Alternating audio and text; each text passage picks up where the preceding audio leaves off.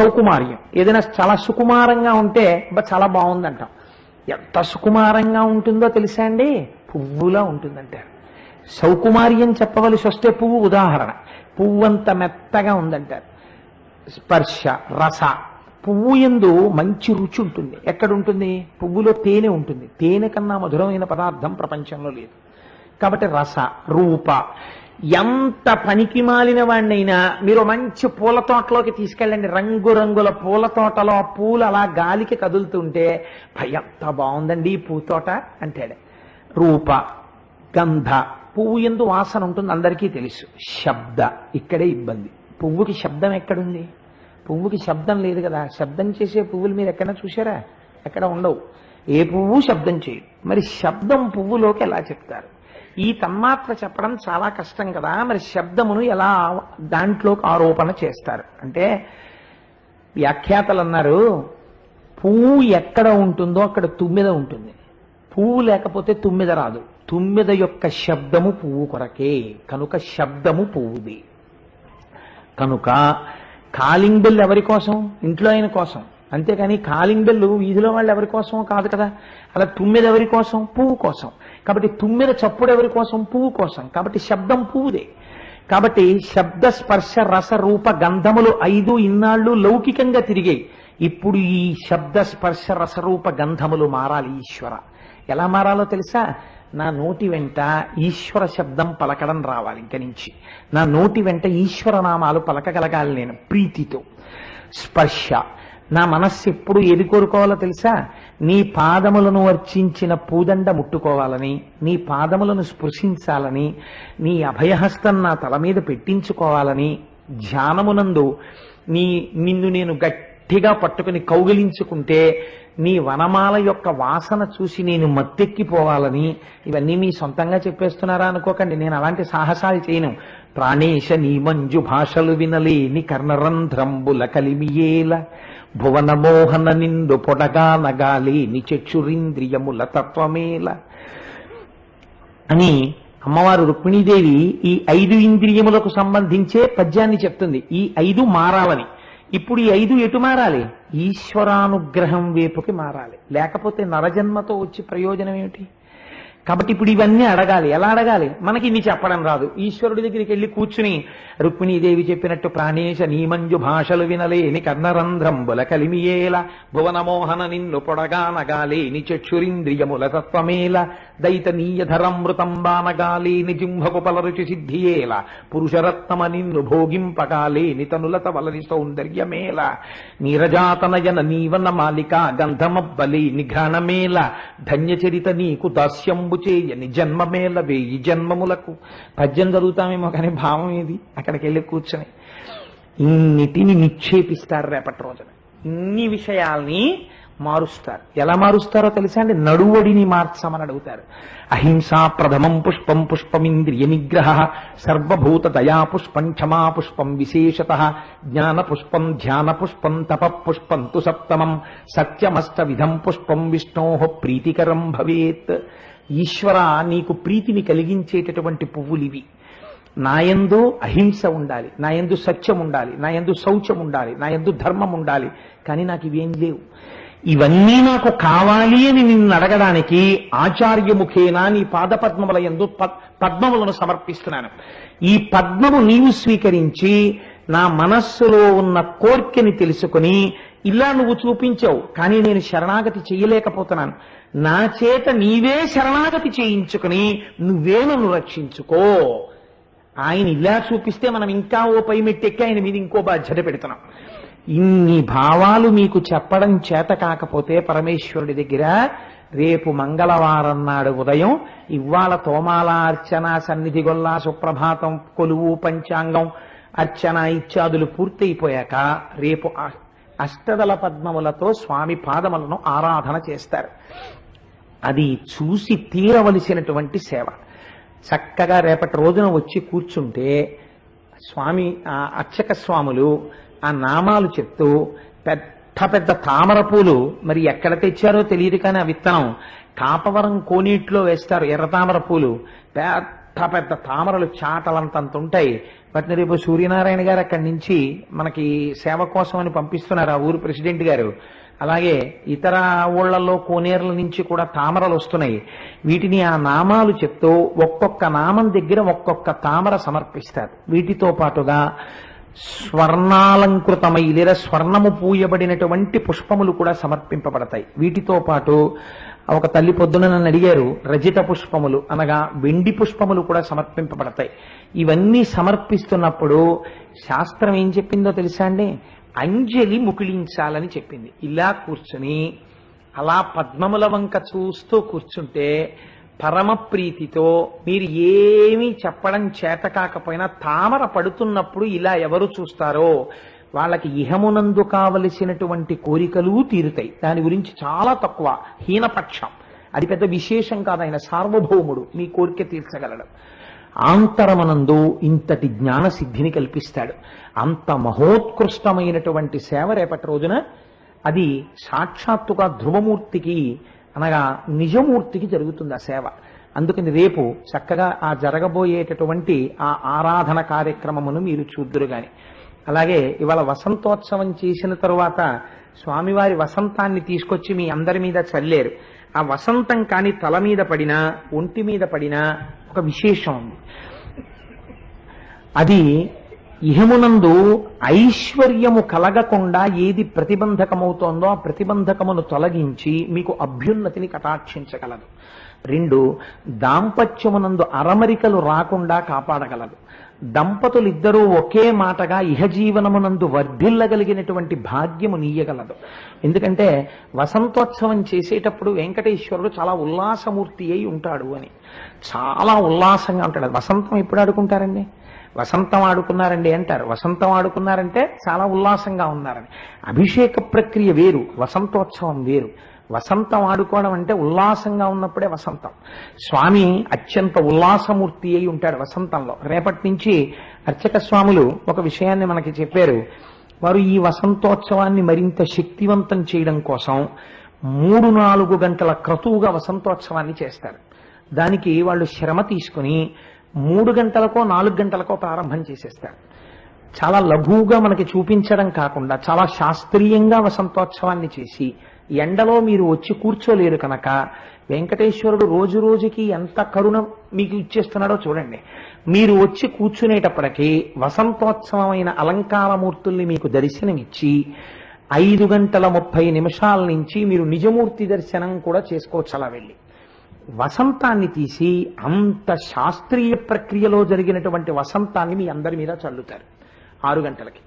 ఎవరు ఆ సమయంలో సభలో ఉంటారో వాళ్ళ మీద మాత్రమే చల్లుతారు. ఆ తర్వాత మళ్ళీ వసంతం మా మీద చల్లండి అంటే ఇంకా చల్లరు. ఎందుకంటే సేవ మారిపోతుంది, ఉత్సవం మారిపోతుంది.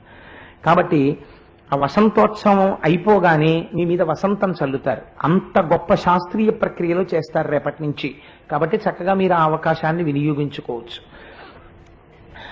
ఇది తరువాత ప్రారంభమయ్యేది సహస్రదీపాలంకార సేవ. సహస్రదీపాలంకార సేవ నిజానికి అత్యద్భుతమైనటువంటి సేవ. మనం చేస్తున్నాం కాబట్టి సేవ అంటాం. ఈశ్వరుడి వైపు నుంచి ఏమంటారో తెలుసా అండి? ఉత్సవము అంటారు. దానికి 2 వైపుల నుంచి మాట మారుతుంది. మీరు చేస్తే సేవ, ఈశ్వరుడు చేయించుకునేది ఉత్సవంగా. ఎందుకు అలా చేయించుకోవాలి? ఆ మాట 2 ఎందుకు మారుతుంది? ఈ ముద్ర దగ్గర నుంచే మారింది. అది రహస్యం. ఎందుకు మారింది అలాగా అంటే, మీరు నన్ను శరణాగతి చెయ్యండి, నేను మిమ్మల్ని రక్షిస్తాను అన్నారు అనుకోండి. ఇప్పుడు మిమ్మల్ని రక్షించేవాడు ఎవరు? శక్తివంతుడు. శక్తివంతుడు కానివాడు మిమ్మల్ని రక్షించలేడు కదా. కాబట్టి ఆయన పరమశక్తివంతుడు. మీరెవరు? అంత శక్తి లేనివారు. అంత శక్తి లేనివాణ్ణి కేవలం ఆయన పాదాలు పట్టుకున్నంత మాత్రం చేత మిమ్మల్ని రక్షిస్తాను అనడం ఈశ్వరుడు యొక్క గుణాన్ని శోభింపచేస్తుంది శరణాగతి. ఆయన యొక్క వాత్సల్యాన్ని, ఆయన కారుణ్యాన్ని ప్రకాశింపచేస్తుంది.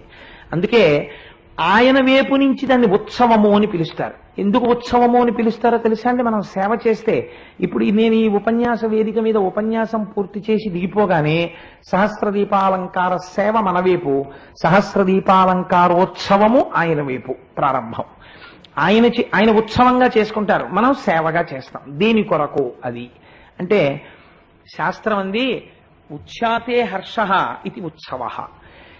ఏది చూస్తున్నప్పుడు మనస్సు ఆనందాన్ని పొందుతుందో దానికి ఉత్సవం అని పేరు.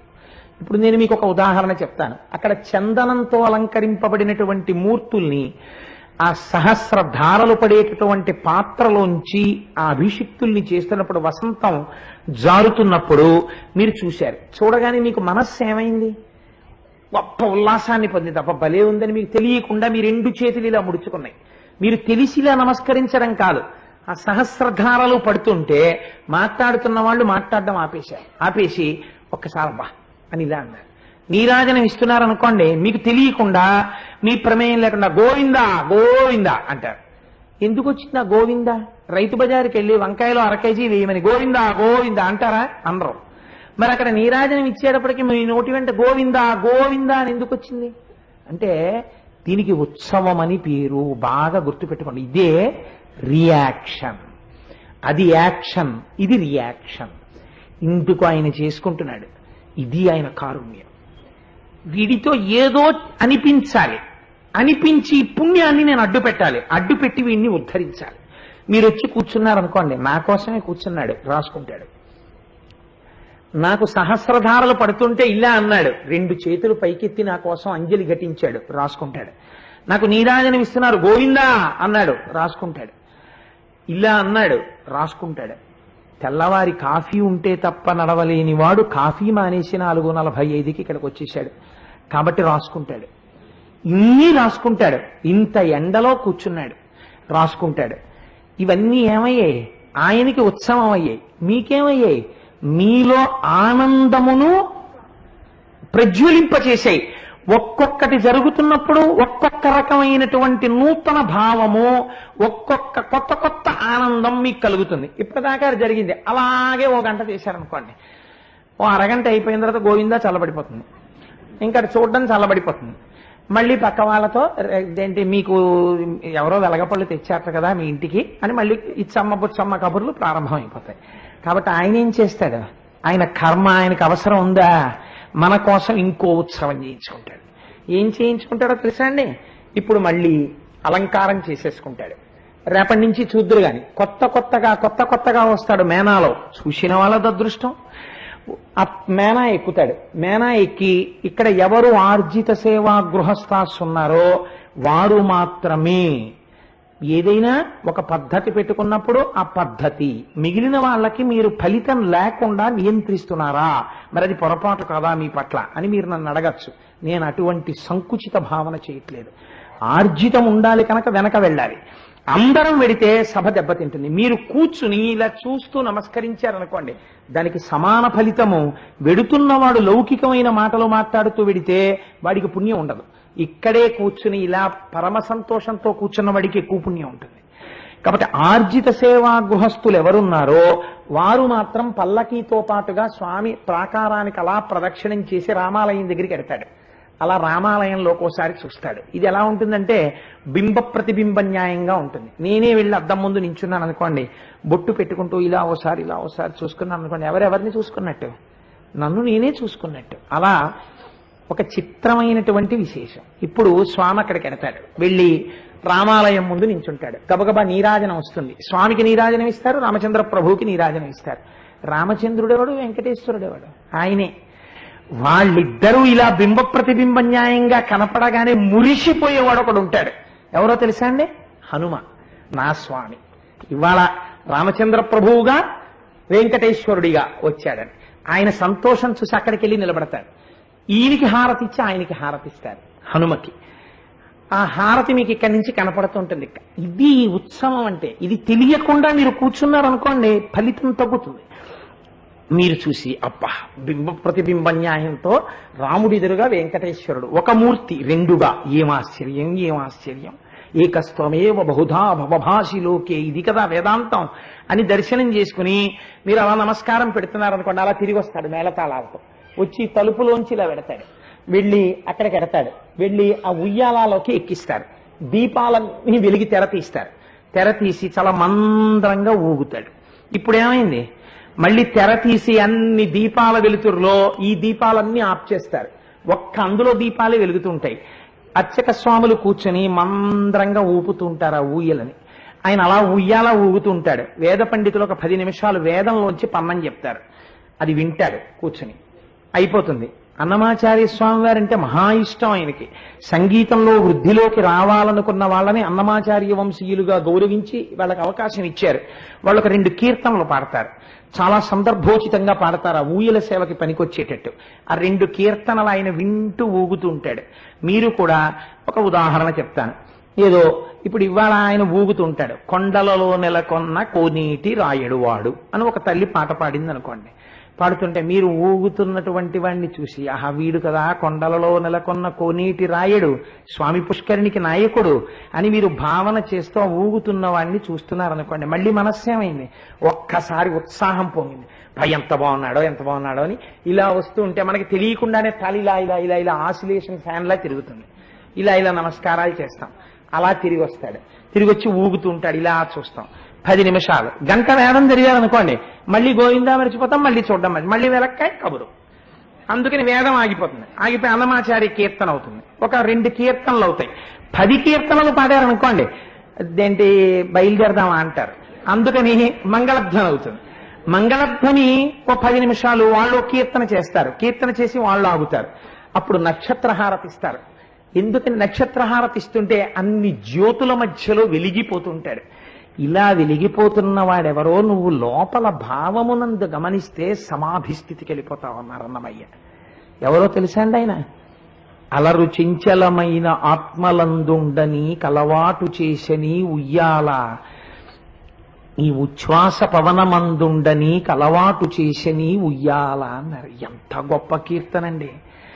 ఈశ్వర, నీవు అంతటా నిండి నిబిడీకృతమైన వాడవు, కానీ నేను ఊపిరి మీద ఆధారపడిన వాణ్ణి.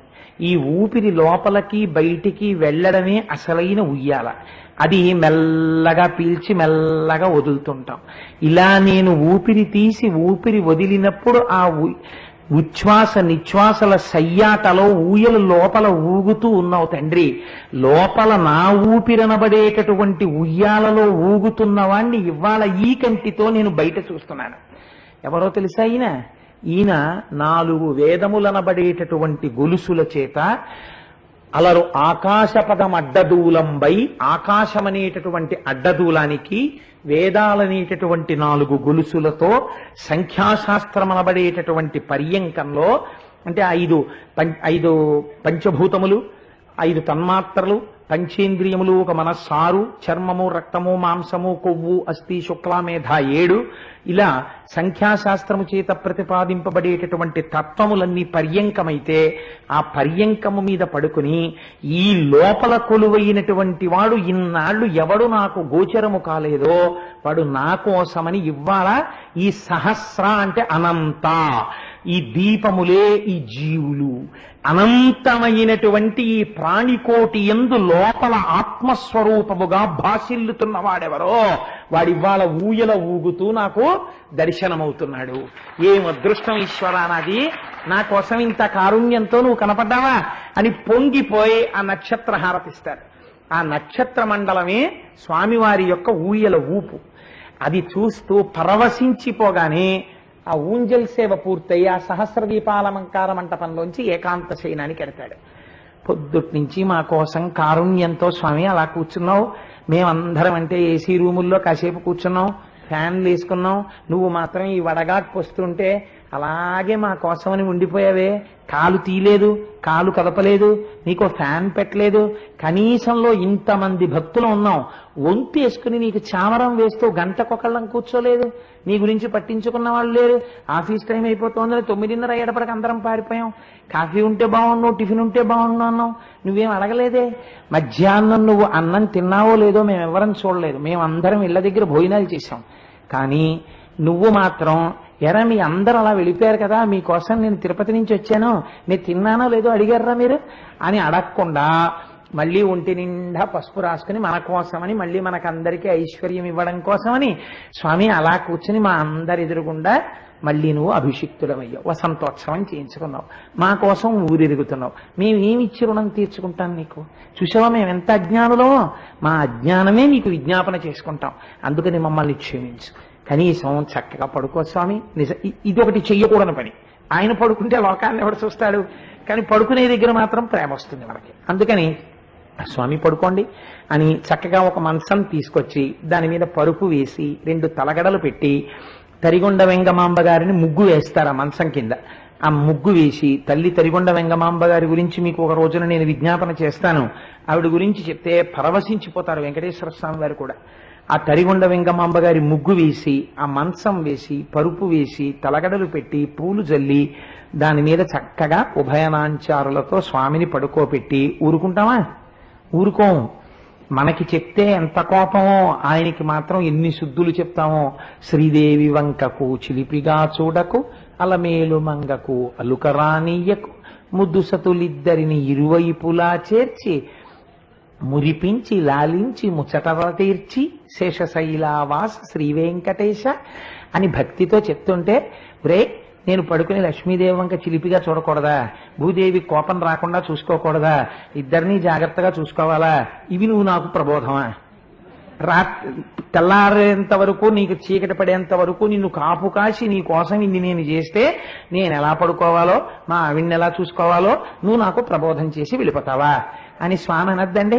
అబ్బా ఎంత బాగా చెప్పేవరా, ఎంత బాగా చెప్పేవరా, నీ పాండిత్యం ఏమైనా ఉంటే ఇందులోనే కదా నేను అంగీకరించాలి అని స్వామి చాలా సంతోషించి ఆ ఏకాంత శయనాన్ని కూడా అంగీకరిస్తాడు.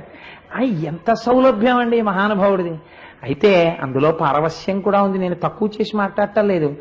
భక్తికి అసలు పరాకాష్ట అండి ఆ కీర్తనలు. అన్నమయ్య కీర్తనలు ఎక్కడ వరకు దర్శనం చేసేశాడు ఓ మహానుభావుడు. అలరులు కురియగా నాడినదే అలకులకులోకుల అలమేల్మంగ అంటారు. అమ్మవారు దర్శనం చేస్తే, అమ్మవారు నాట్యం చేస్తుంటే ఎలా ఉంటుందో శయనాగారంలో ఆయన దర్శనం చేసి కీర్తన చేశాడు. అలాగే జగడపు తనముల జాజర ఆ కీర్తన ఒక రోజు వస్తుంది. ఆ ఏకాంత శయనంలో ఆ దాంట్లో కీర్తన చేస్తారు. మంద్రంగా చక్కగా ఏకాంత శయనంలో ఆ కీర్తన చేస్తారు. ఇప్పుడు అన్నమాచార్య స్వామి వారి వంశీయులుగా వారు కీర్తన చేస్తుంటే చక్కగా స్వామి అలా పడుకుంటారు. పడుకున్న తర్వాత స్వామికి చక్కగా అక్కడ ఆవు పాలు అవి పెడతారు తాగి పడుకోవడానికి. గసగసాలు అవి నైవేద్యం పెడతారు. అయిపోయిన తర్వాత మీరందరూ కూడా ఏకాంత సేవ పూర్తయింది అని ప్రకటిస్తారు అని గుర్తేమిటో తెలుసా అండి? ఏకాంత సేవ అయిపోయిందని చిట్ట చివర ఏకాంత సేవలో ఒక్కటే గుర్తు. ఆ క్రింద ఒక దీపం పెట్టి దాన్ని సన్నిధి గొల్ల వచ్చి వెలిగిస్తారు. ఆ దీపం వెలిగింది అంటే, తెర వేసేశారంటే ఏకాంత శయనం అయిపోయింది. అప్పుడు ఆర్జిత సేవా గృహస్థులందరూ కూడా తమ టికెట్లు పట్టుకుని అటువైపు డోర్లోంచి పొద్దున్న వెళ్ళినట్టు వెళ్ళండి. మిగిలిన వాళ్ళందరూ చక్కగా ఇటువైపు రామచంద్రమూర్తి ఆలయం వైపుకి వెళ్ళండి. మీకు అందరికీ ప్రసాదాలు అందచేయబడతాయి. ఏం డిస్క్రిమినేషన్ ఏమి ఉండదు అందులో. అటువైపుకి వెళ్ళి మీరు ప్రసాదం తీసుకోండి. ఆర్జిత సేవా గృహస్థాస్ ఆ లోపల నుంచి వెళ్ళి వాళ్ళు ప్రసాదం తీసుకుంటారు. సహస్ర దీపాలంకార సేవ ప్రారంభమైనప్పుడు చక్కగా స్వామితో పాటుగా పల్లకీలో మనందరం బయలుదేరి ఆనందంగా ఆయనతో పాటుగా ఉత్సవానికి బయలుదేరతాం. బయలుదేరి ఇవాల్టి కార్యక్రమాన్ని అలా పూర్తి చేసుకుంటాం. కాబట్టి మీరు బాగా ఇందులో అర్థం చేసుకోవలసినటువంటి విషయం, స్వామికి ఎందుకు ఉత్సవాలు ఇన్ని చెయ్యడము అన్నది మీరు ఇప్పుడు గమనించి ఉంటారు.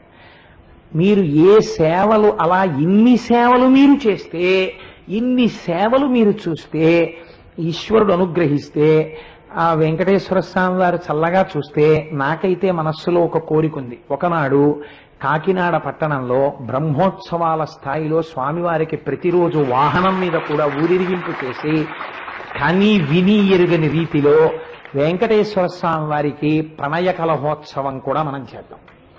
ప్రణయ కలహోత్సవం అన్నది ఒక ఉత్సవం అండి. ఆయన కారుణ్యానికి హద్దు లేదు. ప్రణయ కలహోత్సవం అని వెంకటేశ్వర స్వామి వారు ఒక్కరే అమ్మవార్ల మీద కోపం వచ్చి బయటకు వచ్చేస్తారు.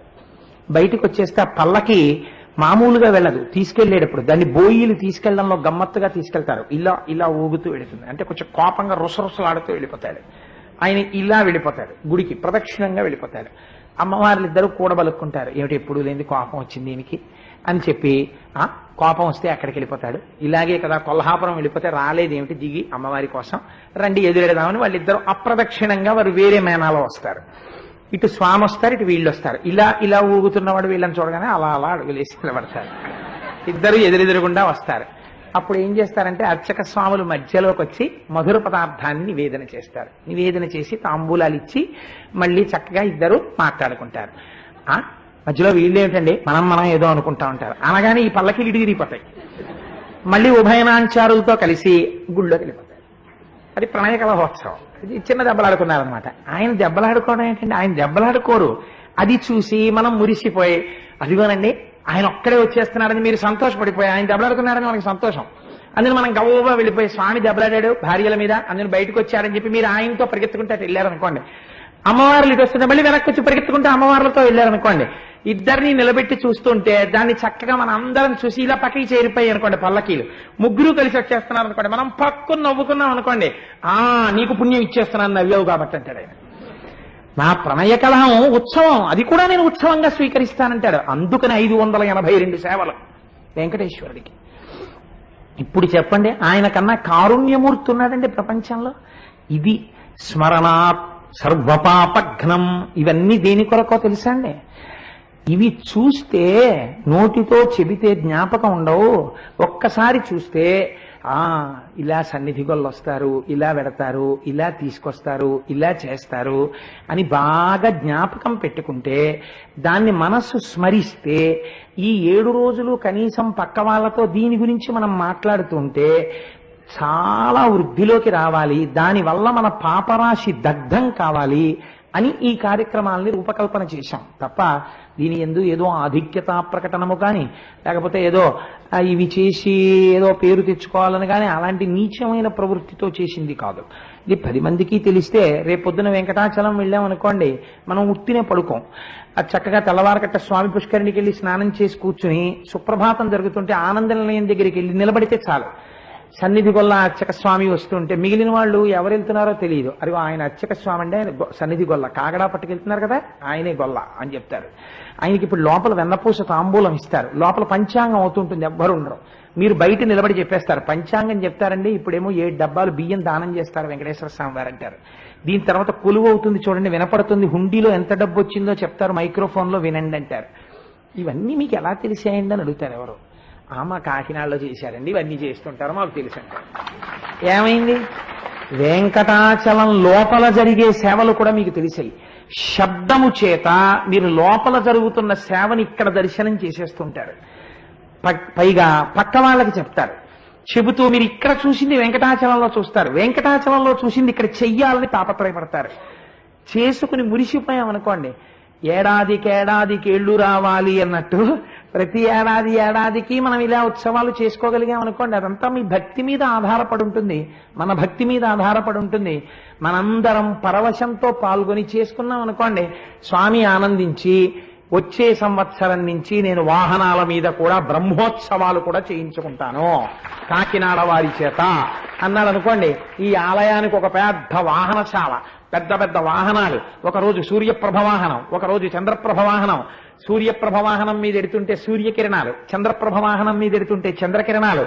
ఆ వాహనాలతో పాటు మనందరం ఊరిరిగి రోజు నిత్య కళ్యాణోత్సవం 7 రోజుల పాటు ఎడతెరిపి లేకుండా హాయిగా ఇదో పెద్ద తిరణాల కింద. మాకు జ్యేష్ఠమాసం వచ్చిందంటే పుట్టింటికి వెళ్ళిపోతామండి అంటే అదేమిటమ్మా ఇప్పుడు పండగ పబ్బమా ఎందుకు వెళ్ళిపోతారు పుట్టింటికి అంటే కాకినాడలో పుట్టిన ఆడపిల్లలందరూ జ్యేష్ఠమాసం వచ్చేటప్పటికి పుట్టిళ్ళకు వచ్చే సంప్రదాయం వచ్చేయాలి. ఎందుకు రావడం అంటే మాకు అక్కడ వెంకటేశ్వర స్వామి ఉత్సవాలు అవుతాయండి, ఎంత బాగా జరుగుతాయో అని కొత్త కోడలు చెప్తే అబ్బో నీకు చాలా తెలిసే మేము చూస్తామని అత్తారి బంధువులు కూడా రావాలి. వచ్చి స్వామి వెనకాల వెళ్లి వసంతం చల్లించుకోవాలి. అలా నా స్వామి వైభవం ఈ పట్టణంలో దేదీప్యమానం కావాలని నేను స్వామిని మీ అందరితో పనుపున ప్రార్థన చేస్తున్నాను. అలా జరగాలని మనం కోరుకుందాం. అన్ని ఉత్సవాలు మనం చూడాలని కోరుకుందాం. అన్ని ఉత్సవాలు మనం చక్కగా చేసుకుని పొంగిపోతాం. కనుక నేను కొంచెం ఎక్కువ సమయం తీసుకోవడానికి ఇవాళ 50 మాటలు గడియారం చూడడానికి ఒక భయం ఉంది. ఏంటంటే నాకు బలహీనత ఉంది. ఏదైనా చెప్తూ మర్చిపోయి అందులోంచి ఎందులోకో వెళ్ళిపోయానంటే ఇప్పుడు 8 గంటలకి జరగవలసిన సహస్రదీపాలంకార 9ంటికి అయింది అనుకోండి, మీరు కూర్చోవడం ఇబ్బంది అవుతుంది. అందుకని 10 మాటలు నేను ఈ వాచి చూసుకుని సమయానికి తగినట్లుగా ఆపు చేయడానికి ప్రయత్నం చేస్తున్నాను. ఈ ఉత్సవాన్ని దర్శనం చేసేటప్పుడు ఆ స్ఫూర్తితో దర్శనం చేయండి. 7:35 కరెక్టేనండి. ఆ స్ఫూర్తితో మీరందరూ కూడా స్వామి దర్శనం చేసి మనస్సు యందు భగవానుణ్ణి నిలబెట్టుకునేటటువంటి ప్రయత్నం చేయండి. తోమాల సేవ జరిగింది నిన్నటి రోజున. నేను మీకు ఒక విషయాన్ని విజ్ఞాపన చేశాను. తోళ్ అనగా భుజములు, తోమాల అనగా ఈ పైనుంచి క్రిందకి వేలాడేటటువంటి అలంకారం. విష్ణు భగవాను